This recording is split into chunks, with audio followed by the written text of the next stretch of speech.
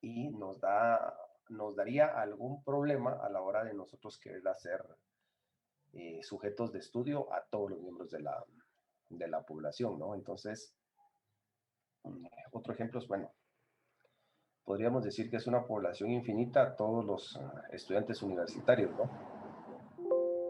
Y ahí ya podemos empezar a ver que son números exageradamente grandes y por lo tanto tendríamos que empezar a buscar las estrategias para nosotros poder hacer el levantamiento de información y por ende la recopilación y tabulación de la misma, ¿no? Luego tenemos población diana u objetivo. Esta población es la población que va a ser estudiada, sobre la que nosotros queremos tener resultados. Principalmente cuando nosotros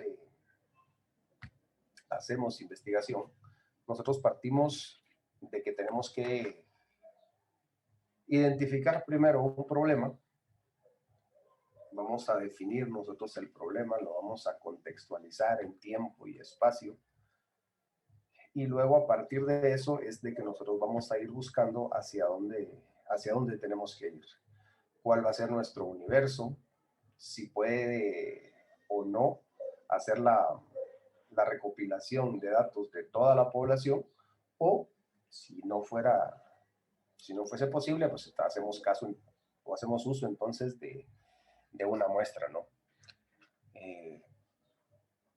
Un ejemplo bastante válido son las encuestas de opinión. El suceso más actual que nos viene a la memoria sería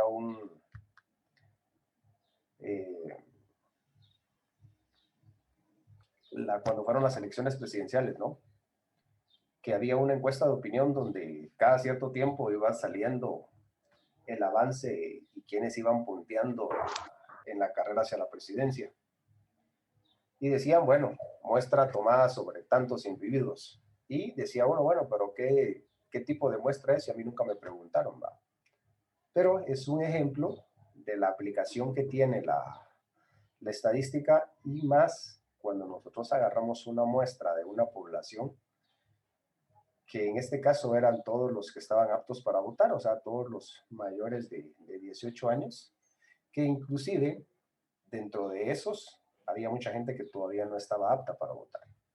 ¿Sí? Entonces, son criterios que nosotros tenemos que ir tomando en cuenta a la hora de seleccionar una muestra. Y aquí vamos con una pregunta de examen privado. ¿Alguien me puede decir qué es un estadístico?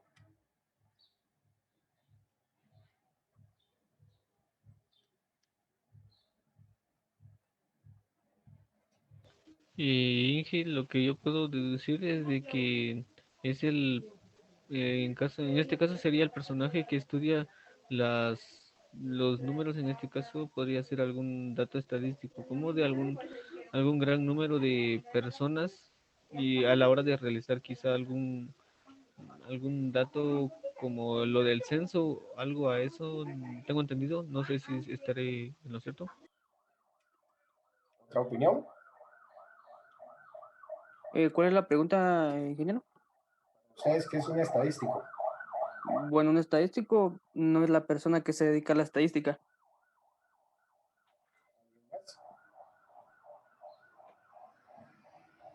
Ujú.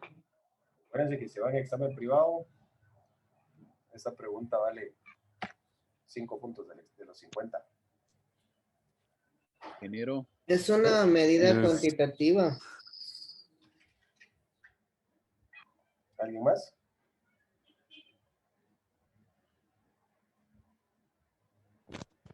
estadístico hace referencia a una palabra que puede ser un modelo o una medida cuantitativa, como dijo Edwin. Ah, pero sin googlearlos, pues, no hay problema.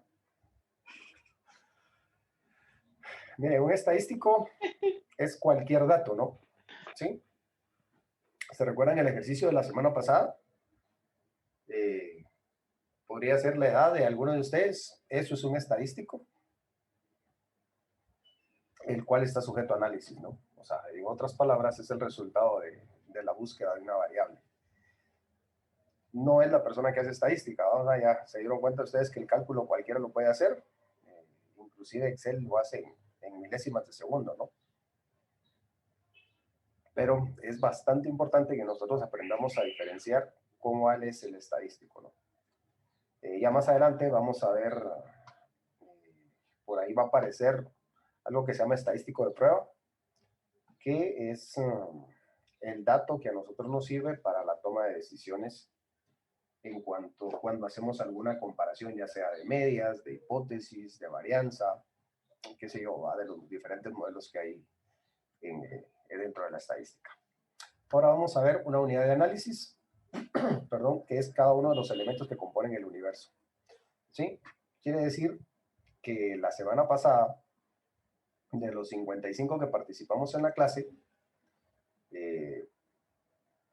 teníamos 55 unidades de análisis, ¿no?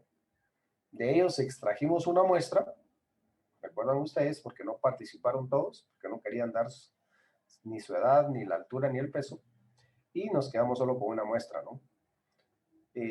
Yo tengo entendido que de ese universo con el que trabajamos la semana pasada, la muestra fue representativa, fue una manera de escogencia al azar la que se hizo porque fue voluntaria. Ya vamos a ver que aparece por aquí más adelante una forma de cómo fue que se hizo esta aleatorización a la hora de recopilar los datos. Y luego, para nosotros la semana pasada tuvimos, establecimos unas variables, ¿no? ¿Cuáles eran esas variables que establecimos la semana pasada? Edad, Estatura y peso y peso. estatura. Estatura y peso, ¿no? Todas las variables en este caso eran cuantitativas, ¿no? Todas tenían, bueno, todas se podían medir, todas nos daban como resultado un número. Pero algunas veces hay otro tipo de variables que no pueden, son cuantitativas. ¿Qué tipo de variables son esas?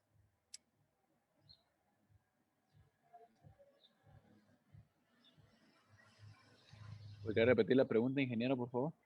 Sí, ¿qué tipo de variables, aparte de las variables cuantitativas, hay? Las cualitativas. Que casi no se escucha. Vamos a ver cómo le subimos el volumen. Las variables cualitativas. ¿Ahora sí? Sí, ahora sí está mejor. Ok, gracias.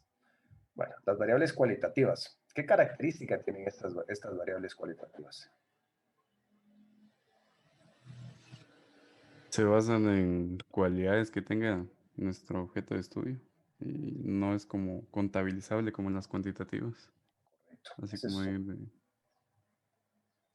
más o menos nosotros podemos decir algunas veces que ¿cómo medimos el grado de satisfacción de un servicio? Con la calidad. El buen servicio. Correcto, pero ¿cómo definimos buen servicio? Malo, bueno, regular. Es una categorización que nosotros podemos hacer, ¿no? Pero, ¿cómo luego eso lo pasamos nosotros a cuantitativo para poderlo analizar? Por la cantidad de votos o resultados que tenga cada cualidad. Ok. Y luego le tenemos que aplicar una ponderación a cada una de las cualidades, ¿no? ¿Sí? Entonces, nosotros vamos a identificar, después de identificar nosotros el problema que queremos resolver mediante la investigación, tenemos que ir un poco más allá y empezar a definir nuestras variables, ¿sí? Tenemos que definirlas tanto si aparecen dentro del estudio variables cuantitativas como variables cualitativas. Si dentro de nuestra investigación aparecen variables cualitativas, tenemos que buscar la forma de aprender a categorizarlas, transformarlas a cuantitativas y aplicarles la estadística descriptiva. Y ya luego tomamos decisiones en función de los datos. ¿sí? Esta es una característica bastante importante, porque vamos nosotros también a buscar una variable dependiente y una variable independiente, ¿sí? Muchas veces nosotros tenemos una variable dependiente y podemos tener 2, 3, 5, 6 variables independientes, ¿no? Que hablamos algo de eso también la semana pasada, creo yo, cuando estábamos analizando cuál podría depender de las variables que analizamos la semana pasada, ¿no? Entonces, es importante que nosotros en toda investigación vayamos analizando cuál es nuestra variable dependiente y cuáles van a ser independientes a partir de ese punto, ¿no? Pero para seguir en materia, ahora sí, ¿qué es una muestra como tal? Es un subconjunto de unidades provenientes de la población, ¿sí? Quiere decir que nosotros vamos a agarrar unos elementos de la población, nos las traemos, ya vamos a definir en clases posteriores cómo establecemos el tamaño de la muestra. Pero ahorita tenemos nosotros que tener la certeza de que los elementos de estudio que yo voy a sustraer de la población sean representativos de la misma. Para eso hay varias formas de cómo ir escogiendo la muestra, ¿no? Vamos a ver algunas ventajas que tienen el hecho de trabajar con una muestra, que dice que nos da mayor seguridad en la recolección de los datos. ¿Esto por qué? Cuando nosotros tenemos una investigación y tenemos un gran número o nuestra población es muy grande, esto nos llevaría una gran cantidad de tiempo, ¿no? Entonces, muchas veces, con el afán de cubrir todos los sujetos de estudio, pues hacemos la recolección de datos a la carrera, o qué sé yo, algunos otros problemas con tal de salir más rápido. Sin embargo, cuando nosotros trabajamos con una muestra, sabemos que nuestra cantidad de sujetos de estudio es finita, entonces yo puedo tener un mayor cuidado a la hora de hacer mi recolección de datos, ¿sí? ¿Tengo un mayor control de las variables? Claro que sí, dependiendo del tipo de variables, si son cualitativas o son cuantitativas, pues yo voy a tener un poco de más profundidad a la hora de obtener la información. Voy a profundizar en el estudio de las variables, dependiendo del tipo de variable que utilicemos, ¿no? Vamos a ver más adelante cómo enfocamos un instrumento de recolección de datos cuando tenemos variables cuantitativas y cómo lo enfocamos cuando tenemos variables cualitativas, ¿no? Porque por ahí aparece un tema que se llama profundizar en cuanto a las variables cualitativas. Entonces, tenemos que ir buscando la manera de cómo ir extrayendo mucha más información sobre un cuestionamiento que nosotros le hagamos a nuestros sujetos de estudio, ¿no? Vamos a gastar menos, por supuesto, y al gastar menos, pues vamos a invertir menos tiempo cuando trabajamos con menos sujetos de estudio. ¿Cuándo vamos a utilizar una muestra? Cuando el universo es finito, pero muy grande, ¿no? Un ejemplo, vamos a utilizar una muestra si queremos hacer un estudio que involucre a la población de Guatemala. Son 17 millones de habitantes aproximadamente. Pues entonces vamos a utilizar una muestra porque sabemos de que conocemos el tamaño de la población, pero no nos es factible llegar a toda la población como tal. Entonces, utilizamos una muestra. Cuando el universo es infinito, aquí se sobreentiende, vamos a tener ejemplos muy grandes como la población mundial, hay necesidad de utilizar una muestra. Otro ejemplo es cuando existe la posibilidad de destrucción de la unidad elemental. Esto quiere decir que nosotros vamos a utilizar muestras que sean representativas de un universo que está propenso a desaparecer en X o Y cantidad de tiempo, ¿no? Esto no es tan aplicable a su carrera, más sin embargo, sí hay, cuando nosotros en investigación hacemos estudios sobre poblaciones, es bastante práctico el que usemos solo muestras. Y luego, por último, cuando faltan recursos o tiempo, que ya vimos en la diapositiva anterior que nos ahorrábamos un par de cosas, ¿no? ¿Cuáles son los procesos de muestreo? El proceso de muestreo es el método por el cual vamos a elegir las unidades de la población que van a conformar mi nuevo grupo de sujetos de estudio. Hay algunas consideraciones. La primera es que debemos definir concretamente la población o el universo de estudio. Esto es en función del tipo de investigación que vamos a hacer. Yo tengo que hacer la delimitación de la población en función de varias cosas, ¿no? Una de ellas es el problema que estoy tratando querer resolver, los objetivos sobre los que voy a trabajar. Hay una formulación de hipótesis, las variables y los tipos de estudio. Hay varios tipos de estudio donde nosotros vamos a aplicar la estadística. Si nosotros aplicamos el método científico, obligatoriamente tenemos que utilizar la estadística. Si hacemos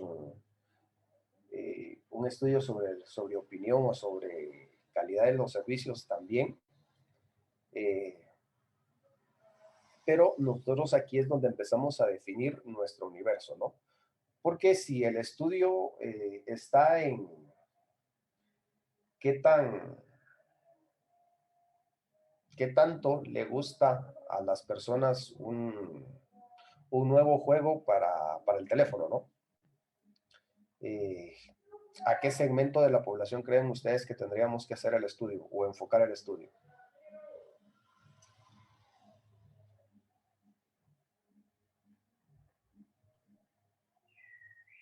A jóvenes y algunos niños, me imagino. Tal vez, ingeniero, deberíamos de tomar como muestra a los propios usuarios del juego. Sí, correcto. Estamos desarrollando y estamos buscando un nuevo horizonte, ¿no? En rango de edades, más o menos, ¿a qué edades estaríamos aplicándonos? Depende de la temática del juego. La categoría del juego. Le ponemos desde 3 años hasta 25. Pero aquí hay otro punto bastante importante. Y ese rango de edad nos da para que expliquemos un poco más, ¿no? O sea, si yo lo que estoy buscando es calidad de la información, yo voy a descartar todos aquellos sujetos de estudio que yo sé que la veracidad de la información puede que no sea muy exacta, ¿no? Entonces yo haría a un lado todos los menores de ¿qué? De 10 años, y me quedaría con edades de 10 hasta ¿qué? Bueno, yo conozco personas que tienen como 45 años y son muy buenos jugando. Entonces, tenemos que definir el rango de edad, ¿sí? Luego tendríamos que ver otro tipo de características para delimitar nosotros la población. Si la aplicación va específicamente, puede ser que en este caso la aplicación sea solo ¿para qué? Para Android o para iOS, que podemos partir esa diferencia, ¿no?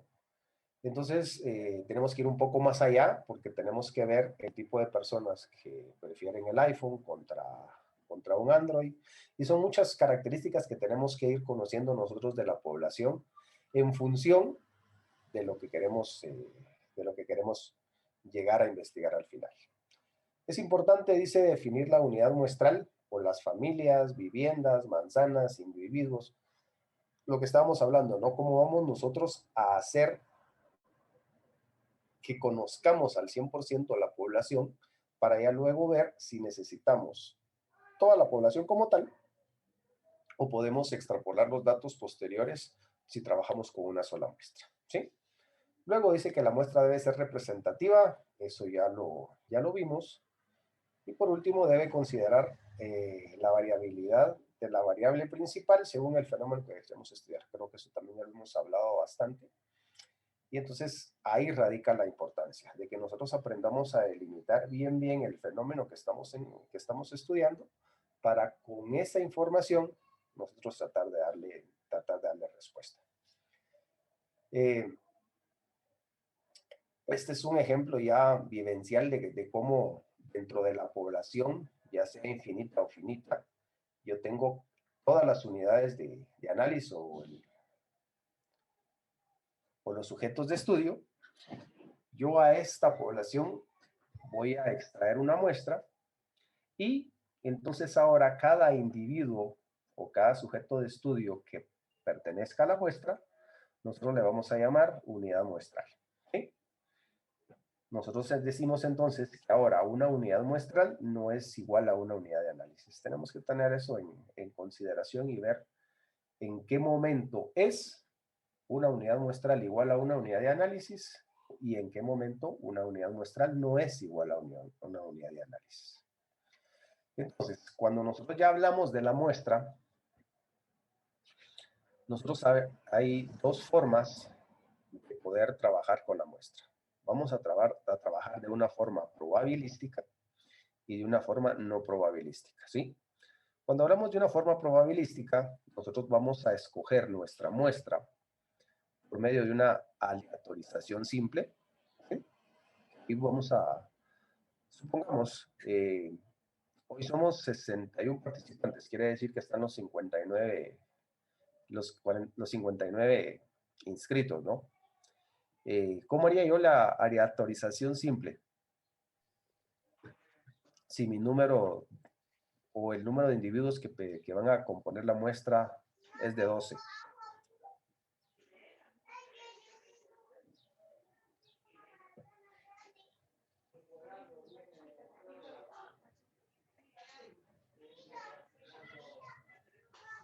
La forma más fácil y rápida es programar Excel para que me tire números aleatorios, ¿no?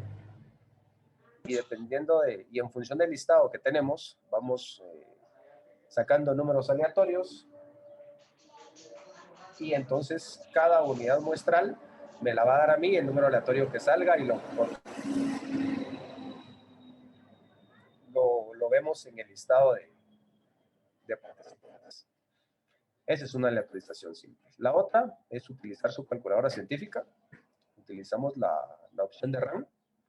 Metemos el 59 y luego al irle dando RAM nos va tirando números aleatorios entre el 0 y el 59, ¿no? Esa es otra forma de aleatorización. Luego hay una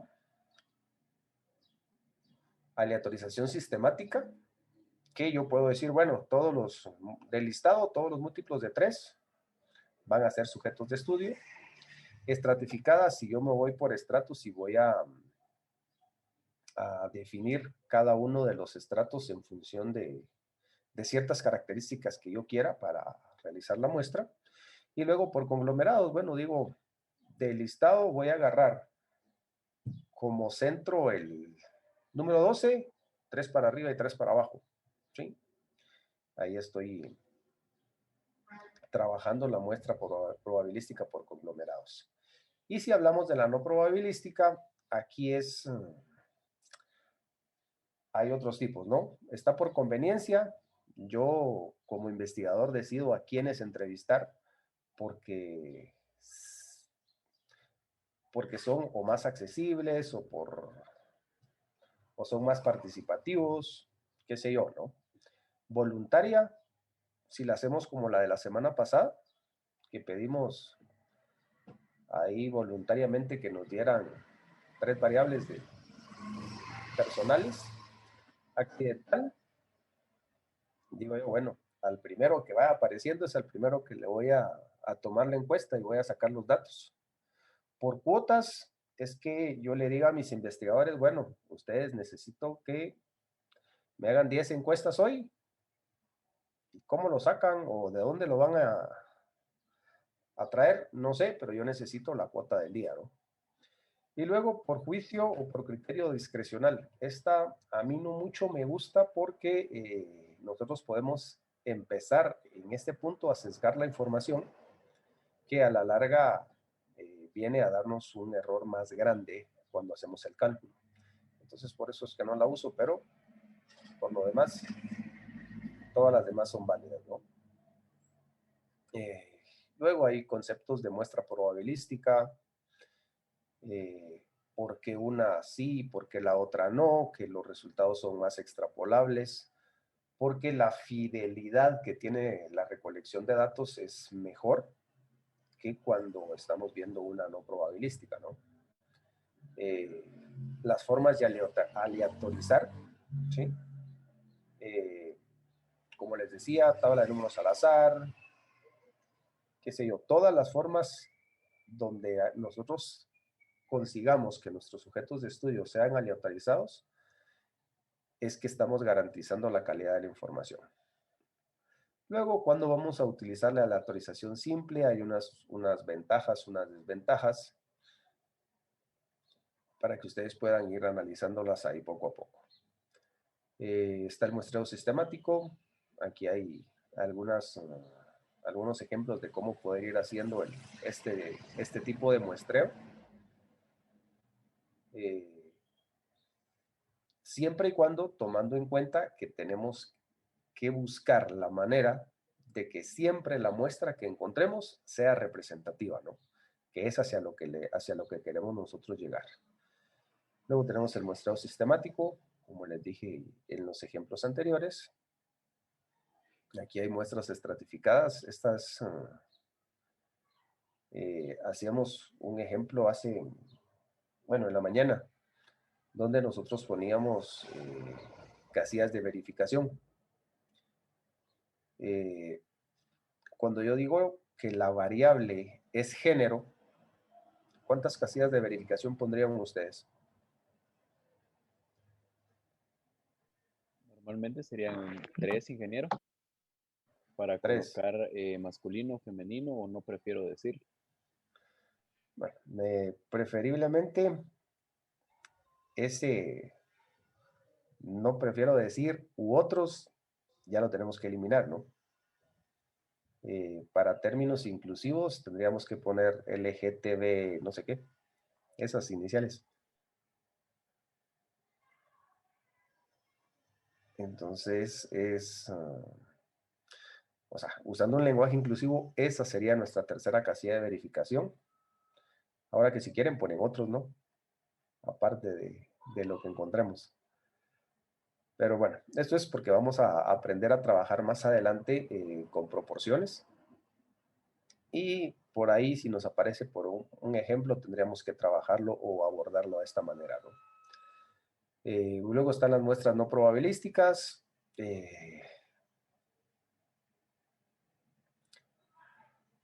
Y los criterios son y no son representativos. O sea, por eso les decía que yo me enfoco más por el probabilístico que el no probabilístico. Pero depende del corte de la investigación que yo vaya a hacer, si nos vamos por un trabajo probabilístico o por un no probabilístico. Son las condiciones con las que podemos trabajar.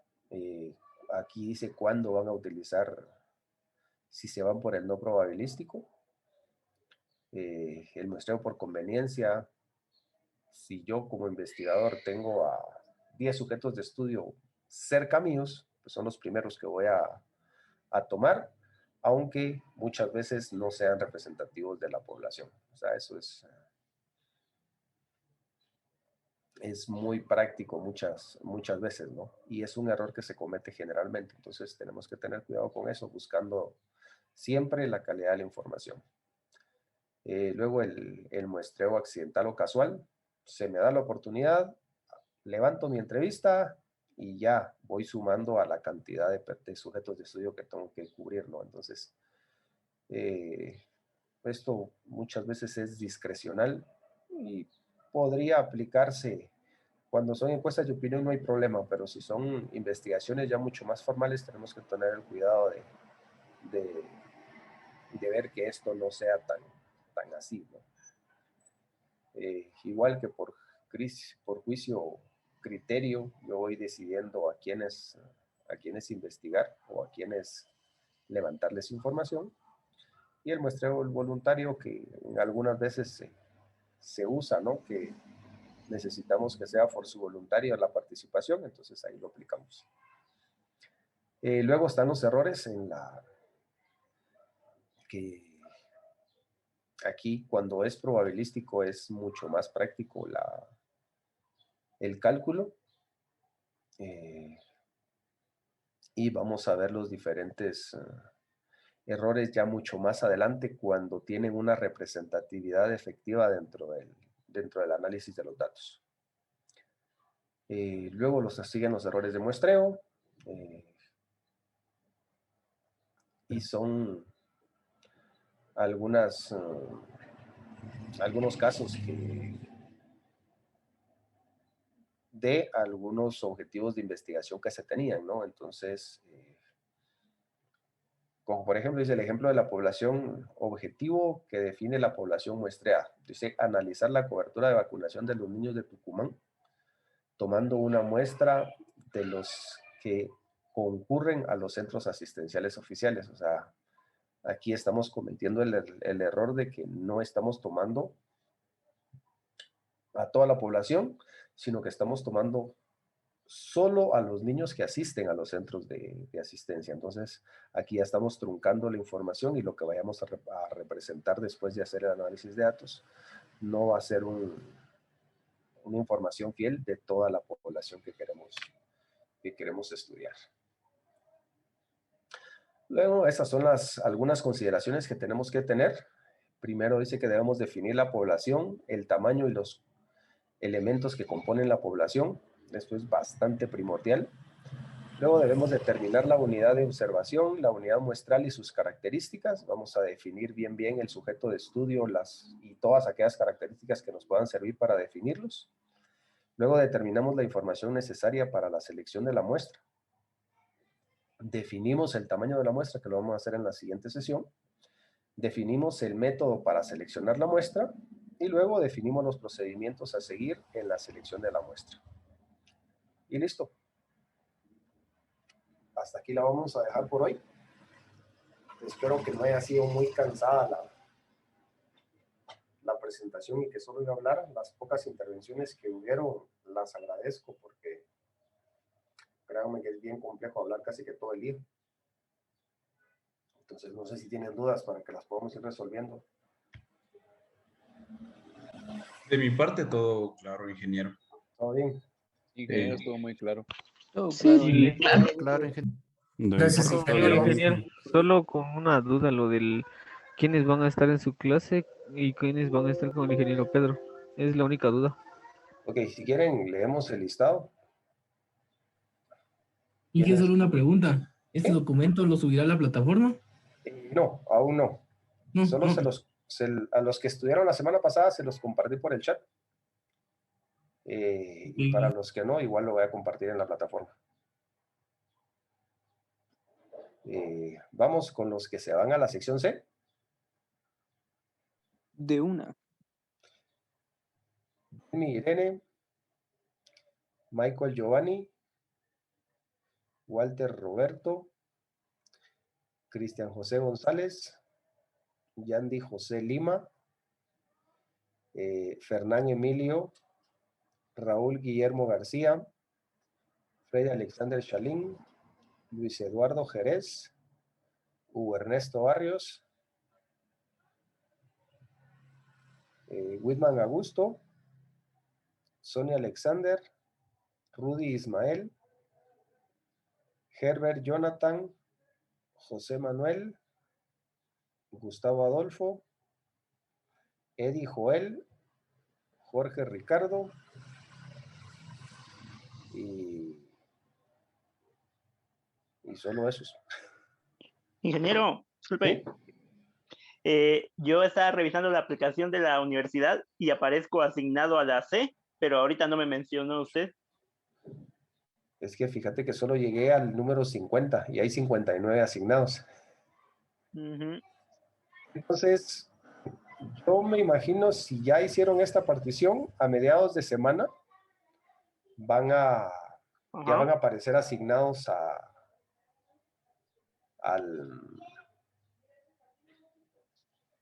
la sección que pertenece.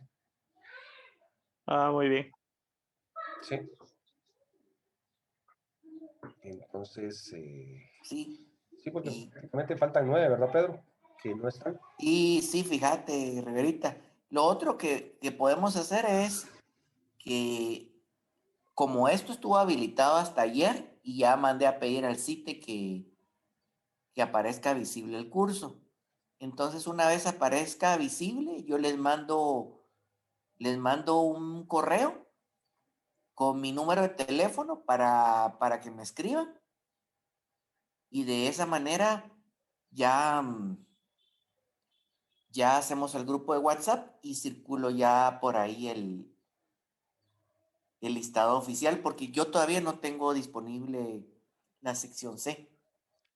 Sí, inclusive el listado muy bien, gracias. El listado lo imprimieron a las 2, bueno, a las 3 menos 10, ayer. Entonces, si después de esa hora todavía asignaron a más personas a la sección C, que me imagino que son los 9 faltantes, creo que van a pertenecer a la C, ¿no? Pero para ser más certeros, creo que sí, lo ideal sería eso, como decía el ingeniero Pedro, para que ya la próxima semana estemos ya cada quien en su sección correspondiente, ¿no? Está bien, ingeniero, gracias. Perfecto. Entonces, si no hay más dudas, jóvenes, una feliz tarde. Mi ingeniero, perdone solo por la asistencia. No sé si Están cabales. antes de salirme. Bueno, gracias. Faltan 9, que son los que no están en el listado. Bueno. Entonces, quienes no están en el listado, que escriban su nombre y número de carnet en el chat, por favor. Para terminar con la asistencia.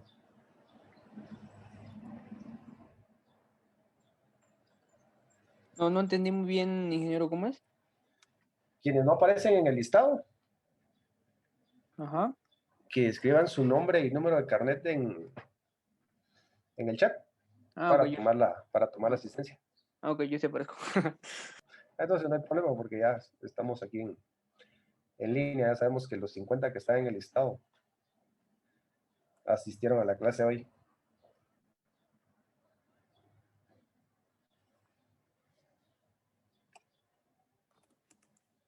Ingeniero, feliz tarde y feliz fin de semana. Gracias igualmente para todos. Cuídese, ingeniero. Gracias. Feliz tarde. Nos vemos. Paz y amor. Feliz día. Igualmente. Feliz día. Feliz fin de semana. Nos vemos, ingenieros. Feliz día. Nos vemos. Riverita. Inge. Un fuerte abrazo. Estamos al habla. Gracias. Feliz tarde a todos. Feliz tarde. Adiós. Feliz tarde, Inge.